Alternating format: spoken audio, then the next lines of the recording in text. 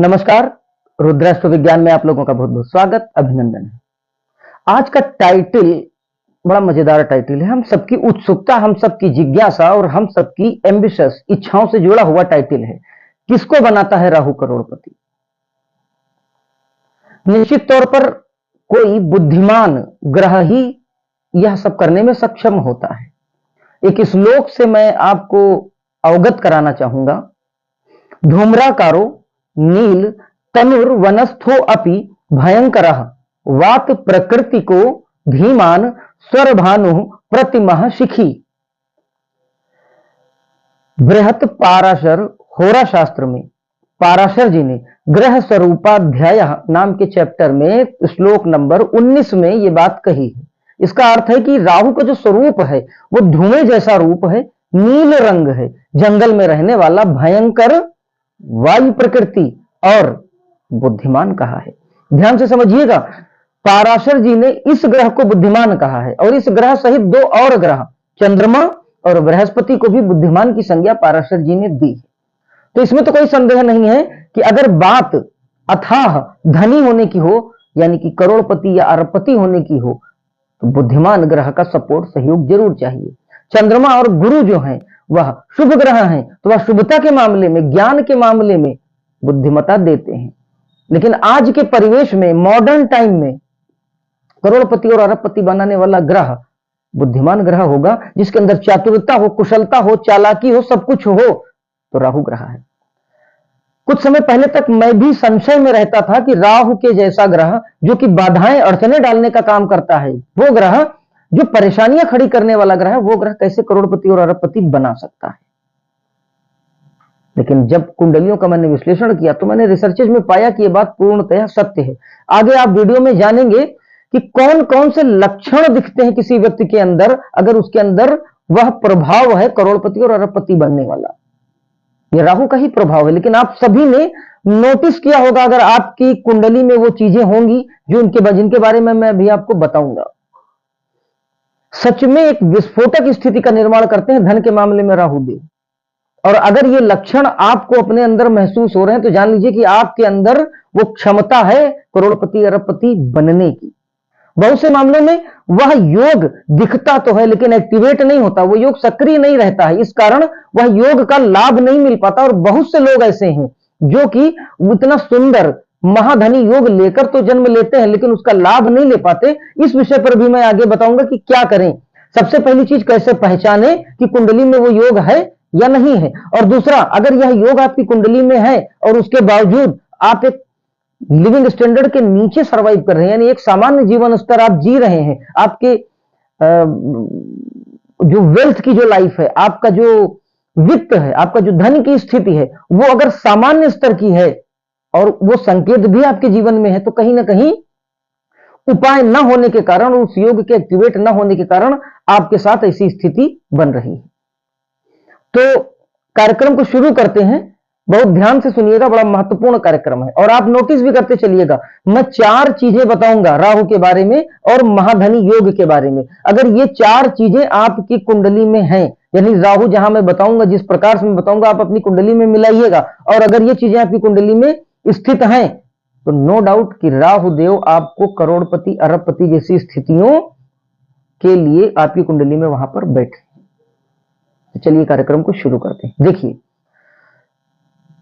सबसे पहले मैं 4 शर्त बता रहा हूं, आप चाहे तो नोटिस करिए, चाहे तो लिख लीजिए। राहु जो है मिथुन राशि में उच्च के होते हैं 15 डिग्री तक, कन्या राशि में स्वग्रही माने गए हैं और कर्क राशि में मूल त्रिकोण के माने गए हैं, यानी अच्छा रिजल्ट देने वाले होते हैं। पहली शर्त क्या है? पहली वह शर्त जो अगर कुंडली में हो तो 25% मानिए कि आपकी कुंडली में करोड़पति अरबपति का योग निर्मित है। पहली शर्त जो है वो है कि राहु आपकी कुंडली में तीसरे, छठवें भाव, 10वें भाव या 11वें भाव में बैठे हों। अगर आपकी कुंडली में तीसरे, छठवें, 10वें भाव या फिर 11वें भाव में अगर राहु बैठे हैं तो आप 25% की शर्त पूरी कर रहे हैं, यानी कि करोड़पति और अरबपति का जो योग निर्मित होता है उसमें आप पहली स्टेज पास कर गए। दूसरी जो शर्त है कि मिथुन, कन्या या कर्क राशि में हो। जिन भावों में मैंने बताया, उन्हीं भाव में राहु बैठे हों और उसी भाव में कौन सी राशि हो, मिथुन यानी 3 नंबर लिखा हो, या फिर कन्या यानी 6 नंबर लिखा हो, या फिर कर्क यानी कि 4 नंबर लिखा हो, यानी तीसरे, छठे, 10वें और 11वें भाव में बैठे हों और इन्हीं भाव में से किसी एक भाव में कोई एक राशि मिथुन, कन्या या कर्क हो, तो ये दूसरी शर्त हुई। अगर ये दोनों पूरी हो रही तो 50% चांस आपकी कुंडली में बन रहे हैं करोड़पति अरबपति होने के, महाधनी योग के। और साथ ही साथ बुध और चंद्रमा बली हो। बली होने का अर्थ है कि अस्त ना हो, बुरे भावों में ना जाकर बैठे हो और क्रूर और पापक ग्रहों की दृष्टियों में ना हो, तो बहुत सुंदर है। तीसरी शर्त, चंद्रमा, बुध, शुक्र या शनि के नक्षत्र में यदि राहु हो, या तीसरी शर्त है कि राहु देव चंद्रमा, बुध, शुक्र या शनि के नक्षत्र में हो, तो इस बात को और बल मिल जाता है, यानी 75% संभावना हो गई आपकी कुंडली में महाधनी योग की। और चौथी और अंतिम शर्त कि आपके कुंडली में राहु 10 डिग्री से लेकर और 20 डिग्री के बीच में हो। अगर इन चारों शर्तों को आपकी कुंडली पूर्ण कर रही है तो इसमें कोई संदेह नहीं है कि आप निश्चित तौर पर अकूत अथाह संपत्ति और धन के स्वामी होंगे। मिलाकर देखिएगा, जरूरी नहीं है कि चारों शर्तें पूरी हों, किसी में 3 होंगी, किसी में 2 होंगी। मैंने तो कुंडलियों में देखा कि अगर पहली शर्त भी पूरी हो रही है तब भी ऐसे लोग एक निश्चित लेवल के ऊपर धनी पाए गए हैं। और ऐसी कुंडलियां भी देखी जिनमें चारों शर्तें पूर्ण हो रही थी लेकिन योग एक्टिवेट नहीं था। कुछ एक काम ऐसे हो रहे थे, कुछ एक चीजें ऐसी उन्होंने एकत्रित कर रखी थी जिससे यह योग अपना पूर्ण फल नहीं दे पा रहा था। मैंने उन चीजों को इंप्लीमेंट किया उनके ऊपर, उसके बाद में आज एक सामान्य व्यक्ति की सोच में जो चीजें आती हैं वह उनके पास आसानी से उपलब्ध है, यानी महाधनी योग का फल सच में घटित हुआ। तो आगे की वीडियो में मैं बताऊंगा कि अगर आपके पास कुंडली नहीं भी है तो कुछ एक लक्षण छोड़ते हैं इस प्रकार के राहु, जो ये बताते हैं कि आपके अंदर राहु देव ने वो पोटेंशियल छोड़ रखी है कि आप महाधनी हो सकते हैं। वो संकेत होंगे आपकी लाइफ में, आप उन चीजों को फील करेंगे। तो ये 4 लक्षण मैंने कुंडली वाइज बताए। अगर आप अपनी कुंडली में देखिए और अगर एक भी शर्त पूरी हो रही है और उसके बावजूद आप अपने न्यूनतम स्तर के भी नीचे हैं तो आप मुझसे संपर्क करिए, मैं एक्टिवेट करने का, आपकी व्यक्तिगत कुंडली का विश्लेषण करके फ्री में आपको बताऊंगा। अब देखिए, अब अगले पार्ट पर आते हैं कि करोड़पति राहु बनाना चाहता है या नहीं। सॉरी, राहु देव क्या चाहते हैं? अगर आपको वो करोड़पति बनाना चाह रहे हैं तो कुछ एक लक्षण, कुछ एक थॉट प्रोसेस, कुछ एक सोच आपके अंदर दे देंगे। और वह सोच जो मैं बताने जा रहा हूं आप मिलाइएगा कि क्या इस तरीके की चीजें आप सोचते हैं, आपके मन में क्या इस तरीके की बातें आती हैं। अगर आती हैं तो भले ही आपकी कुंडली में यह योग ना हो, क्योंकि ये तो केवल लग्न कुंडली के आधार पर विश्लेषण में बता रहा हूं, और भी बहुत से कारण होते हैं जहां तक गहन विश्लेषण के बाद ही पहुंचा जा सकता है। लेकिन वो सोच, वो थॉट प्रोसेस जरूर दे देंगे राहु। तो आप मिलाइएगा जरूर इन संकेतों को जिनको मैं बताने जा रहा हूं, फिर देखिए कि इनमें से कितनी बातें आपको लगता है कि आपके साथ अक्सर होती हैं। पहली बात, आपके मन में बार बार आएगा कि आप करोड़पति होना चाहते हैं। इस तरीके के सपने आप बार बार देखेंगे। अर्थात किसी भी काम को अगर आप शुरू करना चाह रहे हैं, किसी भी काम को शुरू करने से पहले ही आप उसकी ऊंचाइयों की कल्पना करने लगेंगे। आपने काम शुरू किया है या शुरू करने ही वाले हैं, आप थॉट प्रोसेस करने लगेंगे कि मैंने इस बिजनेस को इतनी हाइट्स दे दी, इतनी ऊंचाइयों पर मैं लेकर चला गया, मैंने इतना बड़ा बड़ा बिल्डअप स्टार्ट कर दिया, ब्रांचेस खोल दी, तमाम तरह की आप कल्पनाएं करेंगे कि आपका बिजनेस जो है वो एक अंपायर की तरह खड़ा हो चुका है। ये थॉट प्रोसेस देते हैं राहु कि आपने कुछ शुरू ही किया है या फिर आप शुरू करने ही वाले थे और आपने उस बात को काफी हाइट्स दे दी। अगर आपके साथ ये होता है तो कहीं ना कहीं पॉजिटिव राहु का ये एक संकेत है। दूसरी बात, सामने जो भी आएगा, फिर वो चाहे आपका बॉस हो या फिर आपका कोई बिजनेस पर्सन हो, आपको किसी से कोई बिजनेस डील हो रही हो, या नॉर्मल आपके कोई फ्रेंड ही क्यों ना हो जो आपसे स्टेटस में हायर हो, आप उनकी इनकम को, आप उनकी बचत को, उनकी सेविंग्स को कैलकुलेट करने लगेंगे। कोई भी आएगा, जैसे आप तुरंत कैलकुलेट करेंगे कि कितना कमाता होगा, कितना बचाता होगा, इसकी इनकम कितनी होगी, इसके पास इतनी लग्जरी होगी, ये है तो अगर उसके पास इतना कुछ अलग से भी होगा, इसके घर में इतना होगा। इस तरीके की चीजें जो प्रोसेस होती है तुरंत इनकम को लेकर, वेल्थ को लेकर, धन को लेकर, अगर तुरंत मन में आपकी ये बात आती है तो कहीं ना कहीं राहु आपको प्रेरित कर रहे हैं, और प्रेरणा तभी देंगे जब वह बल आपकी कुंडली में छिपा होगा।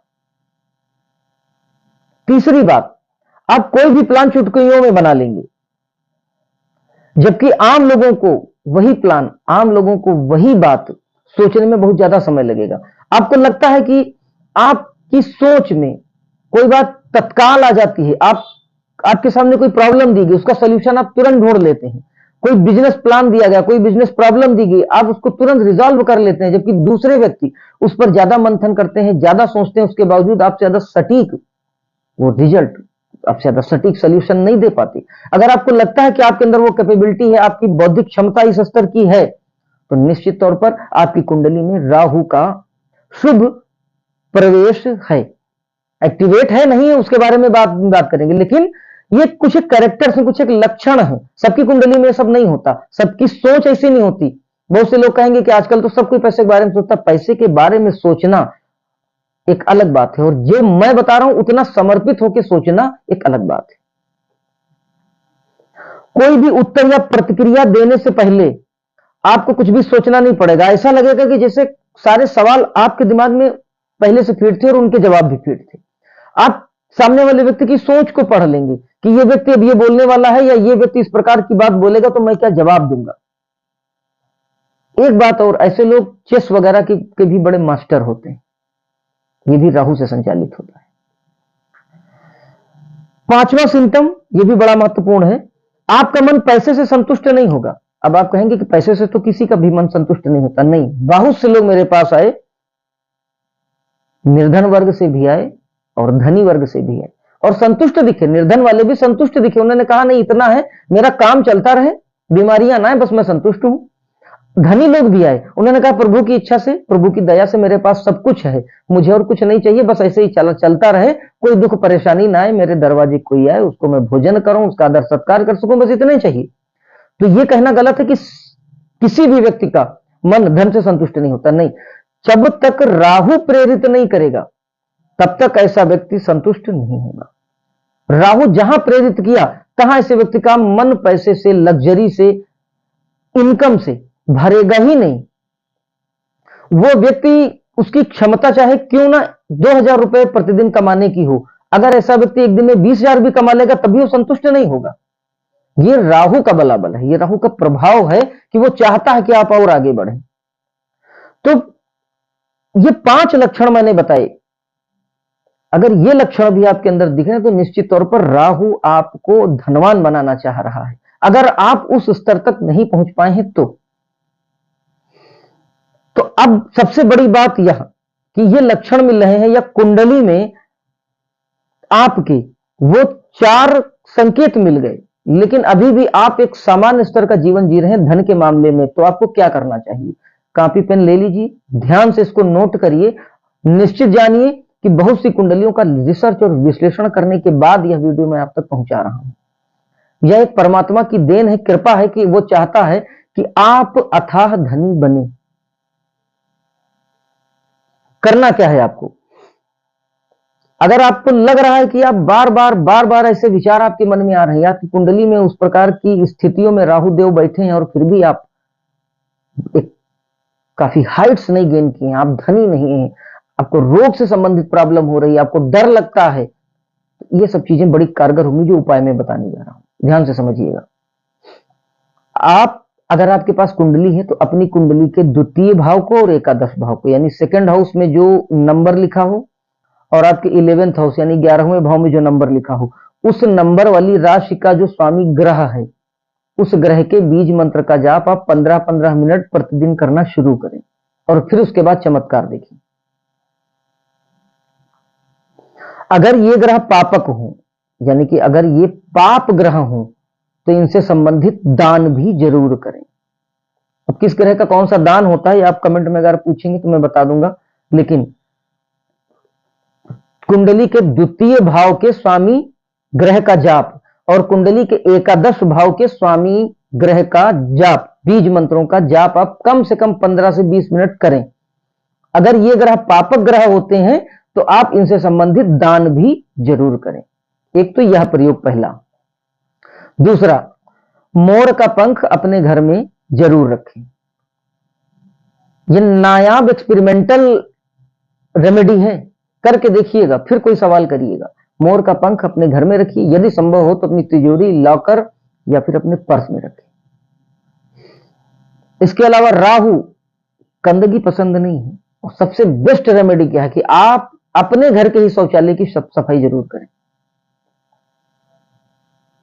घर में कहीं भी कूड़ा करकट एकत्रित हो, प्रत्येक दिन शनिवार को आप जो भी आपका स्टोर रूम है उसकी सफाई करें, और बुधवार और शनिवार को कम से कम आप अपने घर में, अपने घर की टॉयलेट वगैरह की सफाई करना शुरू कर दें। अब ये रेमेडी करके आप देखिए, मैंने बहुत से लोगों पर प्रयोग किया और बहुत सफलता मिली, करके देखिएगा। दूसरा, वल्मीक स्थान, यानी कि ऐसा स्थान जो स्थान दीमक और चींटियां जहां अपनी बांबी बना लेती हैं, उस स्थान को आपको ढूंढना है और उनको बिना नुकसान पहुंचाए वहां से 7 चुटकी मिट्टी आपको शनिवार को सुबह लाकर अपने यहां घर में रखनी है। 7 चुटकी मिट्टी लाके और अपने घर में रखें। कुछ मात्रा में आप पर्स में रख सकते हैं, किसी लाल कपड़े में बांध के अपने पर्स में रखिए, लॉकर में रखिए, तिजोरी में रखिए। ये वो एक्सपेरिमेंट मैं आपको दे रहा हूं जो लोग बहुत बड़े बड़े हायर चार्जेस लगाने की बात बताते हैं, क्योंकि रुद्राष्ट्र विज्ञान का उद्देश्य है कि अगर किसी की कुंडली में कोई प्रॉब्लम है तो उसको सॉल्व करना और उनके जीवन को उन्नत बनाना ज्योतिष के माध्यम से। तो मेरा निवेदन आपसे यही है कि अगर आपके मन में कोई प्रश्न है तो वह प्रश्न आप हमसे करिए। अगर आप अपनी कुंडली का फ्री विश्लेषण कराना चाहते हैं तो आप हमसे करा सकते हैं। निःशुल्क उपाय बताए जाएंगे, कोई जेमस्टोन रत्न वगैरह हम नहीं बेचते, सरल लेकिन सटीक उपाय आप तक पहुंचाए जाते हैं। उद्देश्य केवल इतना है कि ज्योतिष की सेवा, ज्योतिष के माध्यम से आम जनमानस की सेवा। और अगर आपको लगता है कि इस उद्देश्य में आप हमें सहयोग करना चाहते हैं तो हमारे चैनल को सब्सक्राइब करके बेल आइकन को प्रेस कर दें। जरूरतमंद लोगों तक यह वीडियो शेयर करें। कार्यक्रम पसंद आया हो तो लाइक जरूर कर दें। इन्हीं विचारों के साथ इस वीडियो को ही विराम देता हूं, लेकिन अगले फिर किसी ज्ञानवर्धक वीडियो में आपसे जरूर भेंट होगी। तब तक के लिए जय महाकाल।